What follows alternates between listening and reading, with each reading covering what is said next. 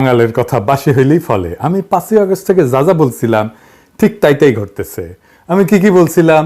1 number, ছাত্র উপদেষ্টা নেওয়াটা ভালো কাজ হয়েছে, আরো বেশি নেওয়া উচিত ছিল। ছাত্রদের মিনিস্ট্রিগুলো ভালো ফাংশন করতেছে। সত্য কিনা বলেন? শুনেন আমি কি বলছিলাম। অনেকের রিজার্ভেশন আছে ছাত্রদের উপদেষ্টা পরিষদে নেওয়ার ক্ষেত্রে। আমি মনে করি যে এইটা একটা পজিটিভ কাজ হয়েছে এবং এটা একটা ইন্টারেস্টিং এক্সারসাইজ হয়েছে। এটার জন্য আমি অভিনন্দন জানাই। এই এক্সপেরিমেন্ট যদি সফল হয় তাহলে বাংলাদেশের রাজনীতির চেহারা কিন্তু পাল্টে যাবে। এই এক্সারসাইজটা খুব ভালো হয়েছে। এক্সপেরিমেন্টটা সফল হলে তরুণদের ব্যাপকভাবে রাজনীতিতে আকৃষ্ট করা যাবে এবং আমি মনে করি এই এক্সপেরিমেন্ট সফল হবে। 2 নাম্বার, বেশিরভাগ উপদেষ্টা অপদার্থ, এরা কোনো রেজাল্ট ডেলিভার করতে পারবে না। কথা সত্য কিনা বলেন? অপদার্থ এবং অথর্ব, জরাজীর্ণ, জীর্ণ শীর্ণ, বুইরা খাটাস। কেউ তাদের চাকরি দিত কিনা বলেন? কোন প্রতিষ্ঠানে তারা চাকরি পেত? বুড়াগুলার হাইপার টেনশন, ডায়াবেটিস, কেউ দেখেন অ্যাডাল্ট ডায়াপার পরে পেশাব ধরে রাখতে পারে না, প্রোস্টেটের প্রবলেম। মহিলাদের কথা আর কইলাম না। যাই হোক। 3 নাম্বার, অস্বচ্ছ প্রক্রিয়া, ব্যক্তিগত পছন্দ অপছন্দের উপর ভিত্তি কইরা উপদেষ্টা পরিষদ গঠিত হয়েছে এবং যে সমস্ত নিয়োগগুলো হইতেছে সেগুলো তাই। আমি আর কইলাম না, নাম ধইরা তিক্ততা তৈরি করতেছি না, আর অনেক তিক্ততা তৈরি করছি, আর করব না। 4 নাম্বার, সুপ্প একটা সমস্যা, এটা না সরাইলে ঝামেলা হবে। ছাত্ররা কলে বুঝছে পরে। ওয়াকার একটা ঝামেলা, সে বিকল্প ক্ষমতা কেন্দ্র তৈরি করতেছে। আপনি তো দেখছেন স্বামীও এটা নিয়ে লিখছে। আগে কলে আমি যখন কইছিলাম তখন স্বামী আমার উল্টা লিখছিল, দেখেছেন? 6 নাম্বার, আমি বলছিলাম এই সরকার জনপ্রিয়তা হারাইবে, হারাইতেছে। 7 নাম্বার, আমি বলছিলাম ছাত্ররা জনপ্রিয়তা হারাইবে, হইছে। 8 নাম্বার, আমি বলছিলাম আওয়ামী লীগ ফিরে আসার চেষ্টা করবে, নানা জায়গায় ঝামেলা করবে, করছে। এর কারণ কি? কারণ হইতেছে বিপ্লব ওই প্রথম দিনেই বেহাত হয়ে গেছে। বিড়াল মারতে হয় প্রথম রাতেই। আর এই বেহাত করার 2 কারিগর হইতেছে ওয়াকার আর আসিফ নজরুল। ওয়াকার তো বিপ্লবের স্টেক হোল্ডার না, কিন্তু আসিফ নজরুল নিজের হাতে পুরো জিনিসটা ধ্বংস করে দিছে, মনের মাধুরী মিশায় ধ্বংস করেছে আর কি। আমি আজ বলতেছি, মিলাই নেন, আজ থেকে 20 বছর পরে আসিফ নজরুল এই বিপ্লবের ভিলেন হিসাবে পরিচিতি পাবে। আজকে সেজন্য সিল মারলাম না, আপনারা মাইরা নিয়েন 20 বছর পরে। সিলটা সেদিনই মাইরেন। আসিফ নজরুল পুরা বিজয়টাকে বাঙ্গু এলিটদের হাতে তুলে দিছে, তার প্রিয় প্রথম আলো, ডেইলি স্টার এই গ্রুপের কাছে। তাই বশিরেরা উপদেষ্টা হয়, যারে daily star business person of the year পুরস্কার দেয়। ফারুকি, যারে নিয়ে প্রথম আলো কয়েকদিন আগে একটা বিশাল স্টোরি ফান্দে উপদেষ্টা হওয়ার আগে, এটা দেখানোর জন্য যে সে এই কালচারাল এরিয়া কন্ট্রোল করে। এখানে কালচারাল এরিয়ায় যারা শেঠ তারা সব তার ভাই বেড়াদার, এবং ভাই বেড়াদার বলে একটা গ্রুপ আছে, সেটা ফারুকির গ্রুপের, ওই সোবিয়াল গ্রুপের লোকজন যারা ফারুকির সাথে কাজ করেছিল, বুঝছাও? ফারুকিরা নিয়ে যখন চারিদিকে হাউকাউ লেগে গেছে, তখন ফারুকিরা অভিনন্দন জানায় কে কি কইতেছে তাই নিয়ে প্রথম আলো নিউজ করেছে, দেখেছাও? এত করবি তো, তোর নয়া বাল গজাইছে, আয়নায় তো দেখবই। কিন্তু ফারুকির নিয়োগ নিয়া জনমানুষের মনে যে বিক্ষোভ, তার নিউজ দেখেছেন? প্রথম আলো, ডেইলি স্টার, কোথাও দেখেন নাই। এইভাবেই আপনার কণ্ঠস্বরকে সে নাই করে দেয়, চাইপা ধরে, বুঝছাও? এটাই হইতেছে প্রথম আলো, এটাই হইতেছে ডেইলি স্টার। তারিখটা দেখান ডেইলি এডিটর সাহেব। এবার দেখেছেন তো, বুঝেছেন তো যে ফারুকির এইটা, বশিরের এটা প্রথম আলো ডেইলি স্টার গ্রুপের একটা concerted effort, very meticulous plan, বুঝছাও? তারপরে কি হয়েছে? আরো একটা কাম হয়েছে। কামটা কি? গোলাম মুর্তজা ওয়াশিংটন আর আকবর হোসেন লন্ডনে স্পেস মিনিস্টার পদে যাইতেছে, নিয়োগ পাইছে 2 ডেইলি স্টার। এখন আমার ক্ষুদ্র ভাতার ভগিনীরা কইবে যে দাদার মাথাটা গেছে, সব জায়গায় খালি ডেইলি স্টার দেখেন। গোলাম মুর্তজা না হয় ডেইলি স্টার বুঝলাম, আকবর কেমনে ডেইলি স্টার? ওই তো বিবিসি, তাই না?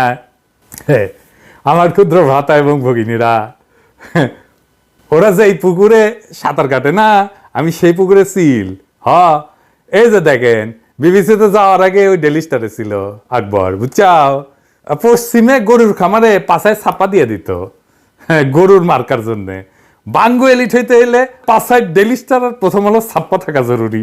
আচ্ছা, এই এডিটর সাহেব, এরপর থেকে যত বাঙ্গু এলিট পাইবেন না, তার পাছার ছবি যদি পান, উটি সিল মারবেন একেবারে, ডেইলি স্টার প্রথম আলো। জাউরা সিল বাদ, এখন ডেইলি স্টার প্রথম আলো সিল মেরে দেবো পাছায়।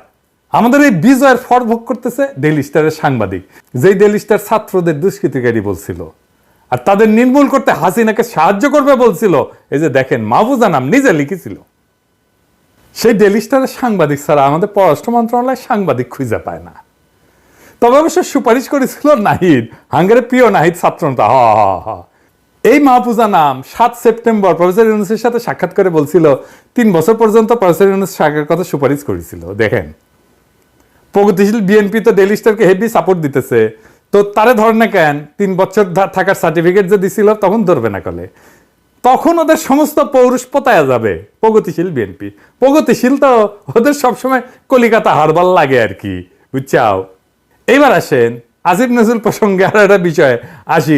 মাঝে এটা আগেই ধরবো ভাবিছিলাম, কিন্তু ওই যে জেনেভার যে ঝাড়ি খেয়েছে না, ওইটার জন্য একটু কয়েকদিন রিলিজ দিছিলাম। তবে আসিফ নজরুল কয়ে রাখি, ওইটার প্রতিশোধ করলে আমিই নিমু। ওইটা ওই যে আপনারা যেটা করেছিল না, ওটার প্রতিশোধ আমি নিমু, আমি। হ্যাঁ, প্ল্যানিং হচ্ছে। যাই হোক, ওইটা পরে আসিছি। তো যাই হোক, সে কইছে কি আমাদের নাকি ধৈর্য কম। শুনেন, কইছে ধৈর্য কম। একটা হলো আমাদের একটু ধৈর্যের অভাব আছে। আমি ফাহাম আব্দুল সালামের একটা অসাধারণ স্ট্যাটাস দেখলাম। তার স্ট্যাটাসে সে লিখেছে, দুঃসময়ে আমরা বছরের পর বছর অপেক্ষা করি, ধৈর্য ধরি। 16টা বছর এই দেশের 90% মানুষ ধৈর্য ধরে বসেছিল। কারোর মধ্যে যন্ত্রণা দেখি নাই, অনেকের মধ্যেই দেখি নাই।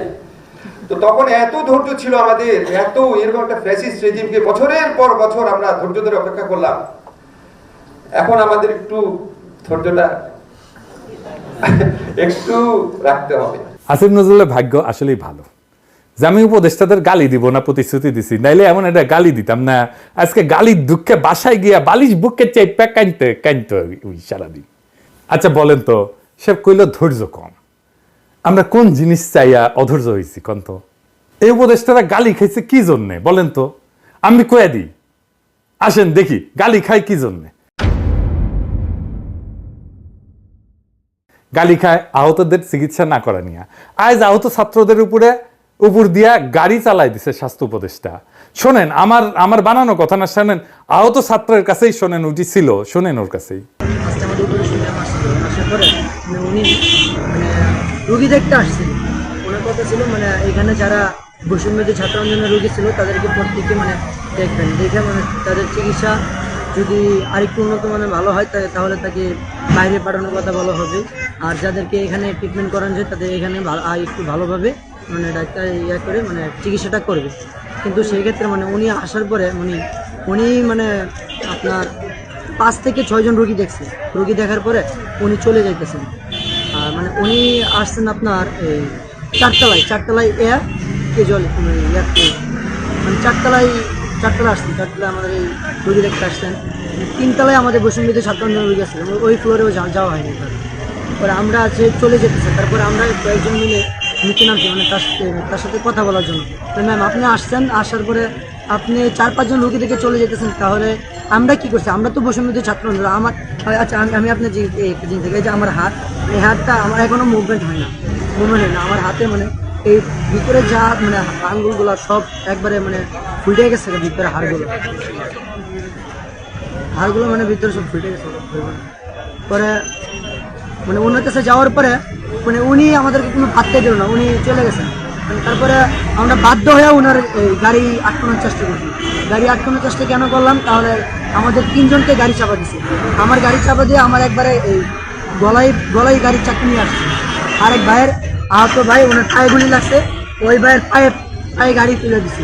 আরে এরকম আমাদের 3 জনকে এরকমটা করা হয়েছে। কিন্তু আসলে আমরা তো বৈষম্য বিরোধী ছাত্র আন্দোলনে আহত হয়েছে, উনি তো আমাদেরকে কোনো পাত্তা দেয়নি। আমরা মনে করেন রাস্তা দিয়ে ফুটপাতে মানুষ যেরকম ব্যবহার করেছে, আমরা তার কাছ থেকে এই সেম একই ব্যবহারটা পাইছি।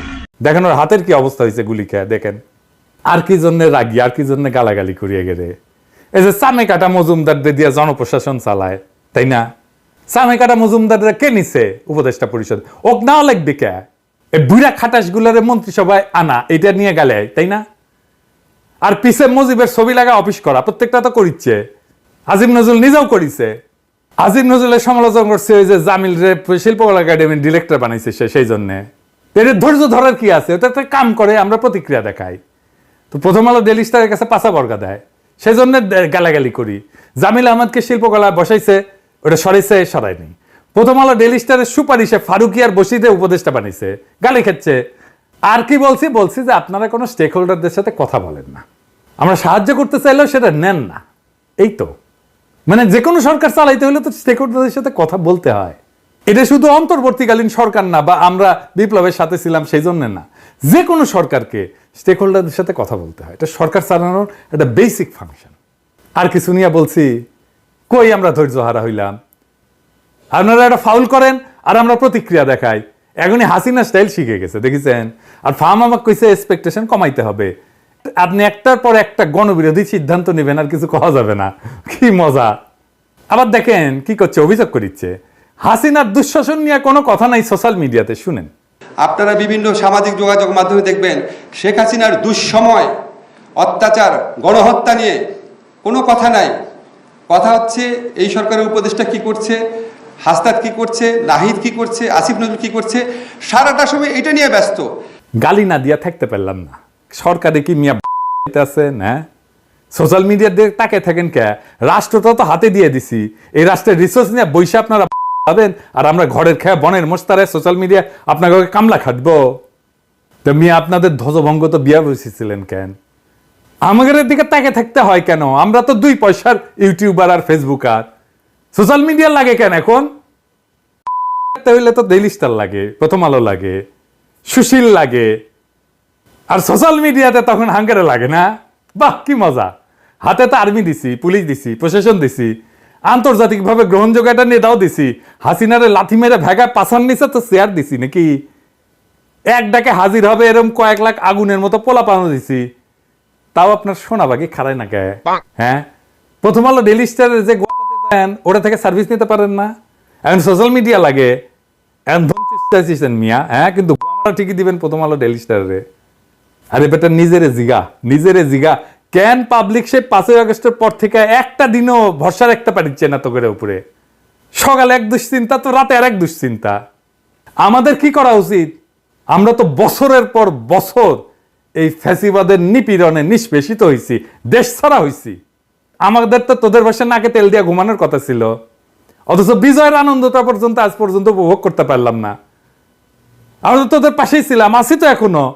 মাইরা কেইটা তামা কইরা ফেলার কথা না? আওয়ামী লীগরে শিকড় শুদ্ধ ফ্যাসিবাদের বিষ বৃক্ষ উপরে ফেলার কথা না? তোর যা করা সেটা না কইরা রাত বিরাত ওই মতির দণ্ডে তেল মালিশ করতে যাস কে? দেশে কি যোগ্য লোকের আকাল পড়িছে কেন? তোদের বাইসা মতির ভাতারদের তুলে আনতে হইতেছে। কে চালাইতেছে তোদের? চালাইতেছে কে তোদের? এটা বলতে হবে তো। দুনিয়ার যত ঘাটের মরা, যত বুইরা কাটাস, সেগুলো তুলে আনতেছিস আর উপদেষ্টা বানাইতেছিস। তোকে দিয়ে কাম কি? আমাকে রে তোদের বসানো হইতেছে বালের চামড়া ছিলার জন্য, আর তোরা আসিস কেমনে 72-এর সংবিধান বানাও, মুক্তিযুদ্ধের চেতনা বানাবো, কোন ফাঁক দিয়া 7 রং ঢুকাবো, আবার কেমনে আবার 71-এর চেতনা ব্যবসা চালু করবি সেই তালে। হাসিনারে কাউন্ট করি নাই, মোদিরে গোনায় ধরি নাই, জান লড়াই যুদ্ধ করছি, দিন রাত মানি নাই, পরিবার মানি নাই, দেশ মানি নাই, চইলা গেছি, ছাইরা দিছি দেশ ছাইরা রিফিউজি হয়েছি। বাচ্চারা যখন কাতারে কাতারে জীবন দিছে না, তখনই নিজের জীবনটা দিয়ে দিছিলাম। এটা এক্সটেনশন লাইফ চলতেছে, জয় দিন চলে। জানের মায়া কলের নাই আমার, আমি এখন জানতো মারা। আমার মতো এরকম প্রচুর জ্যান্ত মরা আছে, জীবন দিয়া দিতে এক মুহূর্ত ভাববো না। আমার মতো এরকম হাজারো পিনাকি আছে যারা বুকের ভিতরে আগুন জ্বালায় রাখছে। শত শহীদের রক্তের বিনিময়ে পাওয়া বিপ্লব যদি ধ্বংস হয় না, শহীদের রক্তের কসম বুকে মাইন বান্দা আমি অন্তত একটা উপদেষ্টার গায়ের উপরে ঝাঁপায় পড়বো, জয় বাংলা করে দেব নিজের সাথে তোদের।